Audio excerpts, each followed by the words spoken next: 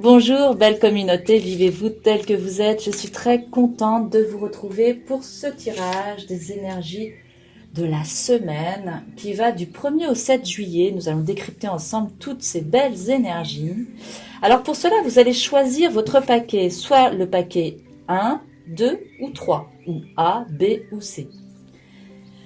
Si vous me découvrez pour la première fois et que vous le souhaitez, je vous recommande donc de vous abonner à ma chaîne et de ne pas omettre de cliquer sur la cloche pour continuer à recevoir mes notifications lors de mes prochaines parutions. Alors pour ce tirage, j'ai choisi d'utiliser le jeu divinatoire tibétain, le mot. Pour tous ceux qui ne connaissent pas, c'est un ensemble de sagesse, de culture bouddhiste que je vous propose à travers ce tirage. On va en avoir un aperçu à l'issue de ce tirage. Alors pour ça, comme je vous le disais tout à l'heure, vous allez choisir votre paquet. Donc j'avais déjà battu le jeu au préalable.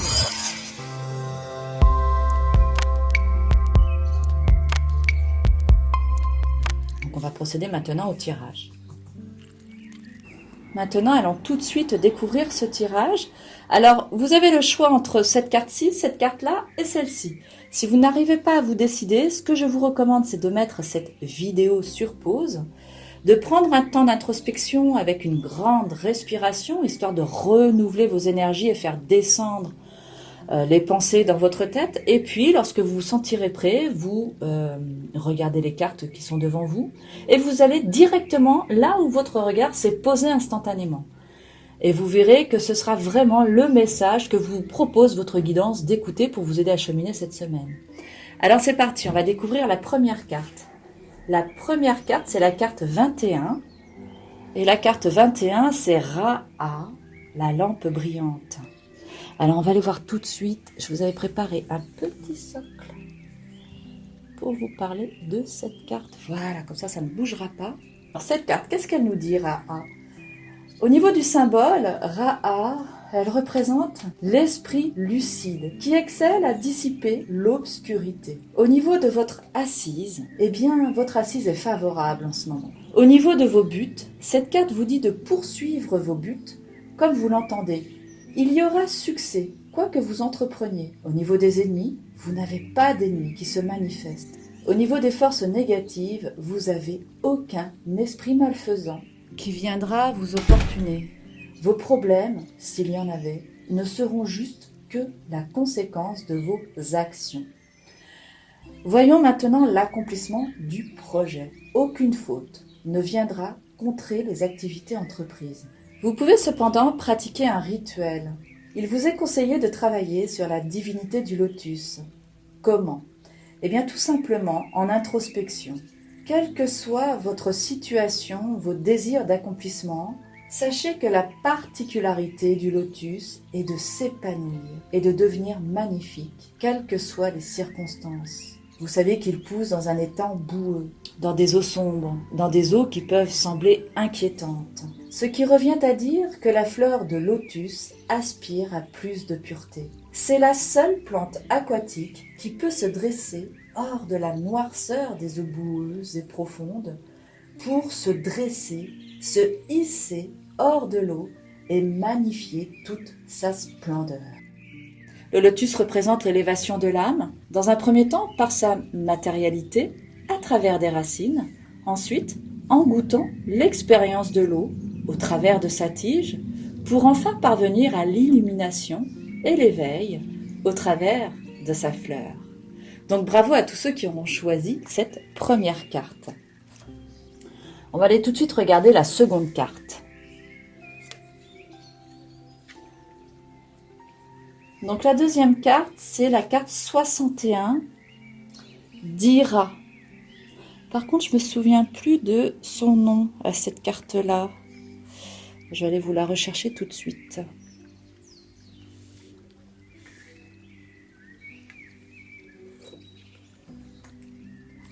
Donc la carte d'Ira, c'est le nœud infini et auspicieux. Pour tous ceux qui auront choisi cette carte, allons voir ce que son symbole signifie. C'est un moment agréable qui sera perçu comme lorsqu'on arrive dans un jardin de fleurs. La bonne nouvelle pour vos buts, Vos intentions cette semaine seront justes et atteindront un certain succès. Voyons maintenant les forces négatives de la carte. Là, ici, il n'y aura aucun problème à l'horizon. L'idée ici, c'est de profiter de la tranquillité, de continuer à nourrir la joie dans votre cœur et à goûter l'instant présent. Même si tout semble rouler pour vous cette semaine, pour l'accomplissement de votre projet, il est conseillé de vous en remettre au protecteur du Dharma. Qu'est-ce que cela signifie et comment faire? Tout simplement, vous mettre en introspection et invoquer une figure de protection de votre choix. Pourquoi pas un Bouddha? Vous pouvez le visualiser. Vous pouvez visualiser votre guide spirituel, votre ange gardien, peu importe. Prenez une figure protectrice de votre choix et demandez-lui d'éliminer les obstacles intérieurs, ceux dont vous avez conscience, ainsi que les obstacles extérieurs, dont vous pouvez aussi avoir conscience, mais aussi tous ceux dont vous n'avez pas conscience. Toutes les erreurs que vous avez pu commettre, voilà. Donc remettez-en vous à tous ces obstacles, demandez-lui de continuer à vous protéger et à mettre toutes les conditions nécessaires donc à votre succès. Ensuite, vous remerciez pour ces instants de grâce et vous pouvez, si vous le désirez, prélever un petit peu de nourriture, ce que vous désirez, vous le mettez dans une coupelle et vous la mettez en offrande aux oiseaux. Une fois que vous aurez terminé ce petit rituel, vous pouvez boire un verre d'eau. Tout ceci, vous le faites en conscience. Lorsque vous aurez terminé, vous pourrez ensuite vaquer à vos occupations. Voilà, et bravo à tous ceux qui auront choisi ce deuxième paquet. On va aller maintenant découvrir la troisième carte.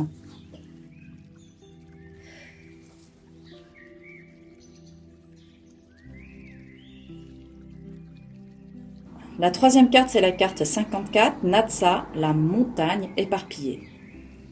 On va la stabiliser, voilà, pour pas que ça bouge.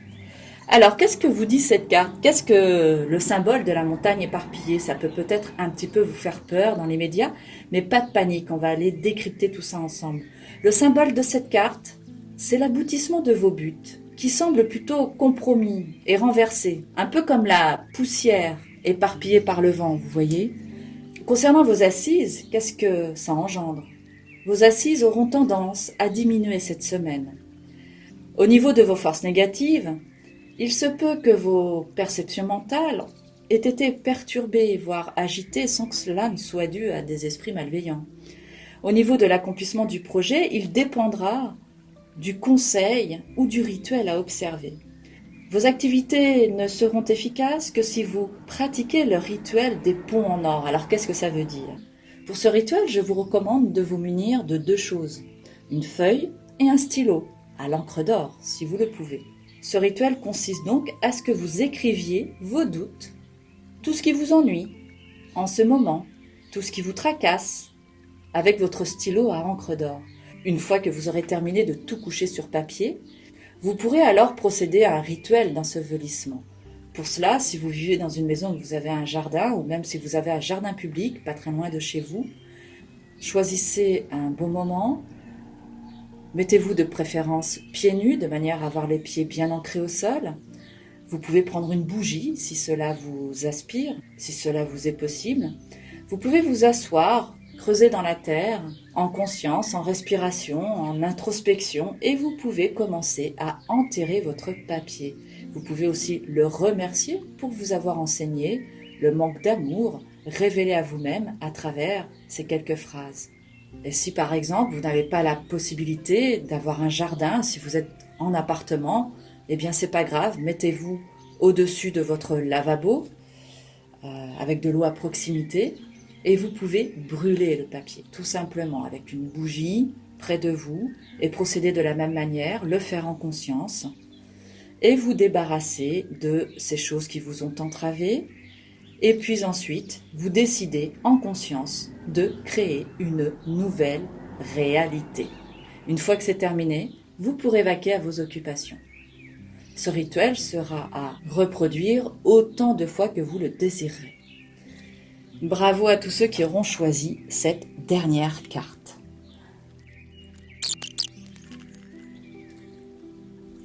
Alors on va aller voir quel ange s'offre à vous pour tous ceux qui avaient choisi ce premier paquet. Et là, c'est l'ange de la chanson du cœur. Que dit ton cœur? Arrête-toi et écoute. Ta vérité réside à l'intérieur des espaces vides, entre tes pensées. Ta vérité brille à travers ton âme. Ta vérité est nouvelle et immuable.